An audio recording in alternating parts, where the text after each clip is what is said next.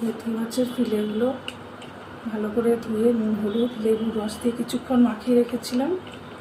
তারপর রসুন থেতো করে মাখিয়ে নিচ্ছি। নিয়ে বেসন গুলে তার মধ্যে আদা রসুন জিরে সব বাটা আছে, এটার মধ্যে মাখিয়ে নেব। আর কিছুটা মাছে মাখালে এইসব মাছে একটু স্মেল দেয়, সেই স্মেলটা থাকবে না। রসুন দিয়ে মেখে নিলে মাছগুলোতে বেসনের গোলাটা লাগিয়ে এই যে পোস্তটাকে মাখিয়ে নিচ্ছি, নিয়ে এক একটা করে তুলে ছাড়ছি।